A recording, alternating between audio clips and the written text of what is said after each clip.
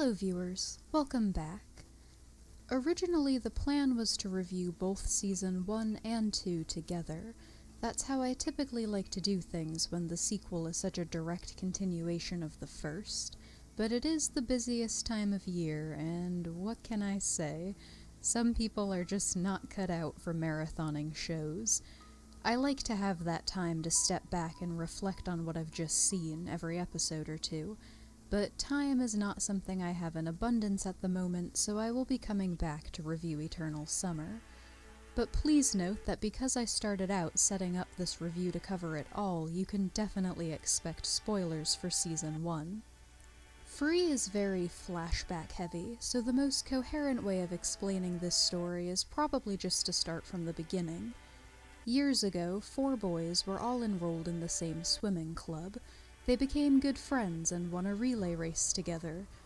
And this sounds very inconsequential when summed up that way, but the trophy was a mark of their friendship and all 4 of them coming together to win a single event, and that concept will be very important for Season 1 as a whole. Anyway, as all good things must come to an end, after this relay, Reen goes off to Australia to pursue more professional training and follow his dream of being an Olympic swimmer. Fast forward a few years and we get the actual start of the story, where the boys are high school students, and it's about time to give you a better description of the main cast. Most of the first season's focus is on Haru. This is very interesting to me in hindsight, because while he's very important to defining what this show is all about, he's not the team leader or the one who brings them all together, or even the charismatic underdog that you'd expect from your typical sports anime protagonist. Haruka Nanase is a swimming prodigy who's always felt the most at home in the water, but he doesn't care about times or records or competitions. He's in it for the swimming in the purest sense, and reflecting this, he will only swim freestyle. In direct opposition to this is Rin Matsuoka, who was the second fastest swimmer on their original team and cares very much about official times and records. He was the one who went off to train to swim professionally, and there was always a rivalry between Rin and Haru. But as that defines most of the plot, I'll be coming back to Rin. Next is Makoto, Haru's best friend since childhood. They're the only 2 who stuck together after their original team broke up. Makoto's their team captain and the responsible one, the one who's always putting others before himself. Last of the original 4 is Nagisa, the upbeat, excitable younger friend. The story kicks off when he moves back to town and convinces Haru and Makoto to start a swim club for their school with him. You wouldn't think this would be a hard sell, given how much their friend loves the water, but Haru quit swimming for unknown reasons during their first year of middle school. Ultimately, it's learning that Rin moved back to Japan to attend the prestigious Samezuka Academy, a school known for its top-notch swim team, and rekindling that rivalry that convinces Haru to swim again. But to be an official club, they need at least 1 more member, and this is where Rei Ryugazaki comes in. I found Rei's character really stood out to me, much more so than I was initially expecting. After Haru and Rin, he gets the most character development of anyone in this first season. He was originally a member of the track team, and is the group's typical scholarly nerd. Kind of. He's the kind of person who sees beauty in mathematical perfections, like an angle of trajectory in a pole vault. His reasoning is that humans evolved to live on land, so there's no way swimming could ever be beautiful. Nagisa fixates on Rei, though, and is determined to prove him wrong. Interestingly enough, though Rei is very good at track and has won all sorts of records, even his coach is after him to let go of all his calculation and theory, telling him it will make him a better athlete. And Rei may be a little set in his ways, but he does care about being the best he can be, no matter what he's competing in.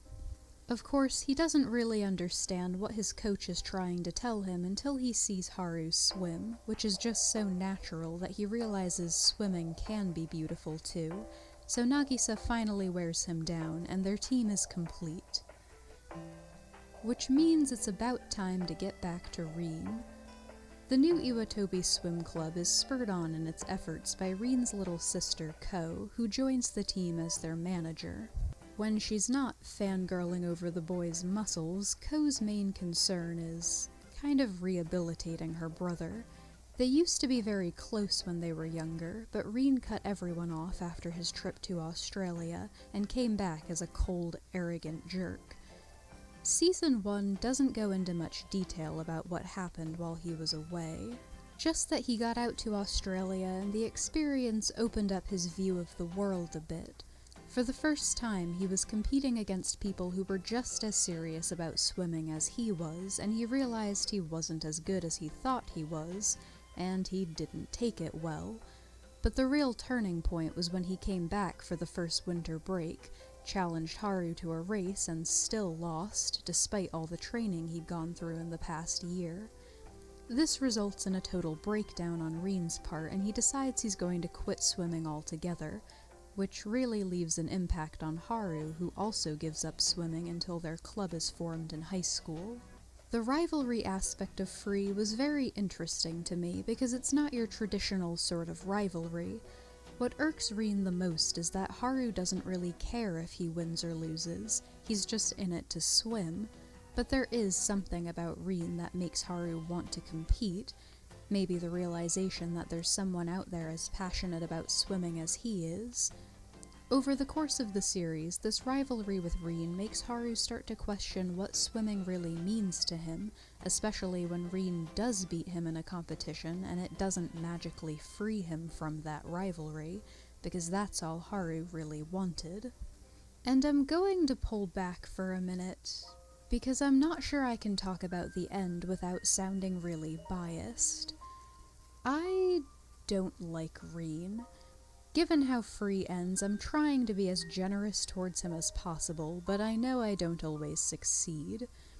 I get that his side of the story is an important one to tell, because for every kid like Haru, who really is just in it for the fun, there's a kid like Reen who may want to take that hobby farther. And inevitably, at some point, those kids are going to realize that it's going to be a much tougher journey than they were originally anticipating, or maybe even that they're not cut out for it after all. And that's hard, so I kind of get Free's irritating habit of portraying Reen as the victim here, but there's a bigger part of me that just can't help seeing him as a selfish, sore loser who isn't happy until he's dragged everyone else down with him. Because it's not enough for him for Haru to lose. Reen's not happy until Haru's upset that he lost, and in my opinion, his friends are far more forgiving than he deserves. But, because Haru does start to get dragged down too, the end of Free is really about reminding them both what was so great about swimming to begin with. There's almost a side plot of Haru starting to really realize how important swimming is to his friends, too, that they all have their reasons for swimming that are all their own, and it seemed pretty clear that Reen and their rivalry was the only thing that had ever taken him out of his own head and made him think like this before, so it was really heartwarming to see Haru start to appreciate his friends a little more and start to be motivated to do things for the team and not just for himself. Free is very interesting because, though it's easily recognizable as the swimming anime, it's not really about swimming. It's about friendship and how swimming binds these 4, now 5, together. And it's all about how this story is told, because told just a little differently, Free would be a very typical sports anime. The newly formed underdog team overcoming all odds to beat the more experienced rich kids' school and the asshole teammate who defected over to the dark side. But if there was any confusion up to this point, the way Season 1 ends makes it very clear what message this show was trying to get across. Haru, Makoto, Nagisa, and Rei get to their first swim meet, only to lose every round to Samezuka, except one. Ko entered them in the relay at the last second, and they managed to secure a spot in the next tournament with this win. Like I said, it all goes back to the relay. But as I also said, Free isn't like your typical sports series. This scene isn't important because it allows them to move on in the competition. It's important because it's a major turning point for our characters and their understanding of each other. Haru's loss to Rin was the first race of the day, and it leaves him in a bit of a slump. He's totally prepared to sit out the rest of the day in a back room until Nagisa essentially drags him back out to the pool, telling him, no, you're not going to sit back here and mope, you're going to come cheer on the rest of your team. And this was the real turning point for Haru in a life goes on sort of way. He sees his friends competing in their races and continuing to put their all into it, one loss after another, and he finally realizes that it's not just that he wants to swim. He wants to swim with his friends. Similarly, Rin is feeling pretty smug after finally besting Haru, and it was damn satisfying to see that grin wiped off his face when he learns they're participating in a relay together. It's a pretty complex scene as far as analyzing goes, because you can tell there's a lot going through his mind as he watches them, and Rin may not even be aware himself of why it bothered him so much. I'm sure some of it was seeing Haru get back up and once again perform at his best so soon after a pretty defining loss. Like I said, Rin never seems to feel that his wins mean anything until Haru acknowledges that they mean something, so right away that would have him questioning his own accomplishments. But I think the biggest upset was seeing his replacement, because by comparison, Rei isn't that good, and then being forced to acknowledge that he is replaceable because they still come out on top.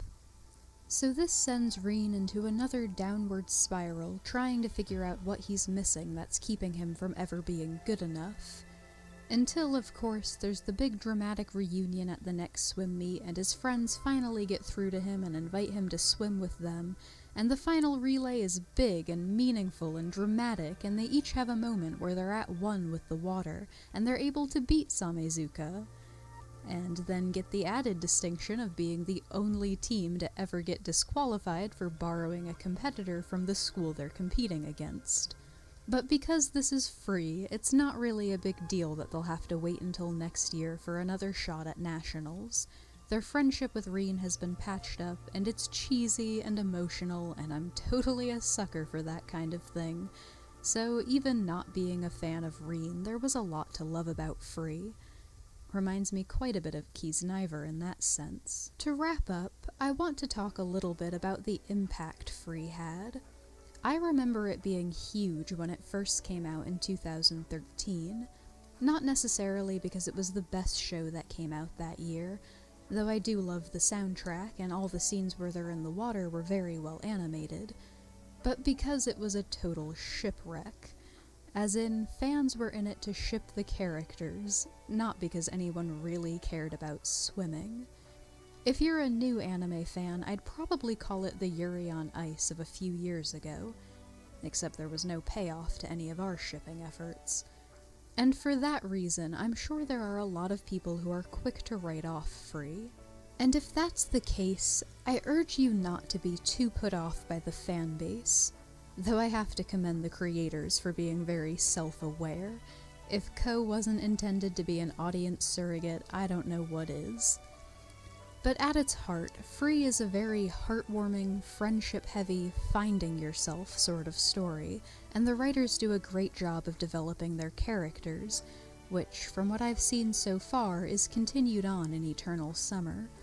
And it might be because of this that Free has been more successful than even I expected it to be, because there are plenty of shows that get big, but only stay big for a season or two.